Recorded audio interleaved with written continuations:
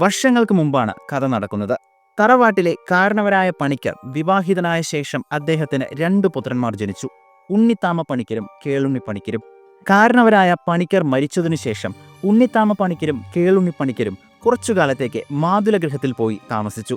അവർ പണ്ടുകാലം മുതൽക്ക് തന്നെ വിദ്വാൻമാരും മാന്ത്രികന്മാരുമായിരുന്നു. അവരുടെ ഒപ്പമുള്ള സഹവാസം മൂലം ഉണ്ണിത്താമ പണിക്കരും കേളുണ്ണി പണിക്കരും വലിയ മാന്ത്രികരായി തീർന്നു. സ്വഗ്രഹത്തിലേക്ക് തിരിച്ചെത്തിയ ഉണ്ണിത്താമ പണിക്കരും കേളുണ്ണി പണിക്കരും കാര്യസാധ്യത്തിനും ശത്രുനിഗ്രഹത്തിനും വേണ്ടി ഒരു ഉഗ്രമൂർത്തിയെ സേവിച്ച് പ്രത്യക്ഷമാക്കണമെന്ന് തീരുമാനിച്ചു. അതിനാൽ അവർ ഗണപതി ഭഗവാനെ പ്രത്യക്ഷപ്പെടുത്തി. അവർ ഗണപതി ഭഗവാനെ സേവിക്കുകയും ആരാധിക്കുകയും ചെയ്തുകൊണ്ടിരുന്നു.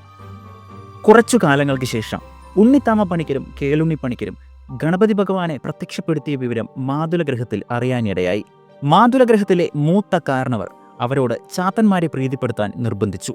അങ്ങനെ അവർ ചാത്തന്മാരെ പ്രീതിപ്പെടുത്തുന്നതിനായി പഞ്ചനല്ലൂർ ഭട്ടതിരിയുടെ അടുക്കലേക്ക് പോയി. ആരാണ് പഞ്ചനല്ലൂർ ഭട്ടതിരി?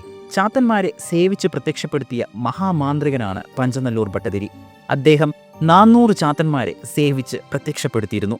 അവരിൽ 10 മൂർത്തികളെ പ്രസിദ്ധ മാന്ത്രികനായ കാട്ടുമാടസ് നമ്പൂതിരിക്ക് പഞ്ചനല്ലൂർ ഭട്ടതിരി കൊടുത്തിരുന്നു. ഉണ്ണിത്താമ പണിക്കരും കേളുണ്ണി പണിക്കരും ചാത്തന്മാരെ സേവിച്ച് പ്രത്യക്ഷപ്പെടുത്തുന്ന വിദ്യ അഭ്യസിക്കാനായി പഞ്ചനല്ലൂർ ഇല്ലത്തെത്തി. തങ്ങളെ ശിഷ്യന്മാരായി സ്വീകരിച്ച് വിദ്യ അഭ്യസിപ്പിക്കണമെന്ന് അവർ ഭട്ടതിരിയോട് ആവശ്യപ്പെട്ടു. ഭട്ടതിരി അവരെ ശിഷ്യരായി സ്വീകരിച്ചു. അവരുടെ മുന്നിൽ ഭട്ടതിരി ഒരു നിബന്ധന വെച്ചു.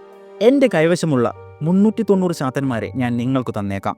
പകരം നിങ്ങളുടെ ഗണപതിയെ എനിക്ക് തരണമെന്ന് ഭട്ടതിരി ആവശ്യപ്പെട്ടു. ഉണ്ണിത്താമ പണിക്കരും കേളുണ്ണി പണിക്കരും അതിന് സസന്തോഷം സമ്മതിച്ചു. അങ്ങനെ 2 കൂട്ടരും അവരുടെ മൂർത്തികളെ പരസ്പരം വിട്ടുകൊടുക്കുകയും ഗണപതിയെ സേവിക്കുന്നതിനുള്ള മുറകൾ പണിക്കർ ഭട്ടതിരിക്കും ചാത്തന്മാരെ സേവിക്കുന്നതിനുള്ള ക്രമങ്ങൾ ഭട്ടതിരി പണിക്കർക്കും ഉപദേശിച്ചു കൊടുത്തു. അങ്ങനെ ആവണങ്ങാട്ട് ഗണപതി പഞ്ചനല്ലൂർ ഗണപതിയും പഞ്ചനല്ലൂർ ചാത്തന്മാർ ആവണങ്ങാട്ട് ചാത്തന്മാരായി തീരുകയും ചെയ്തു.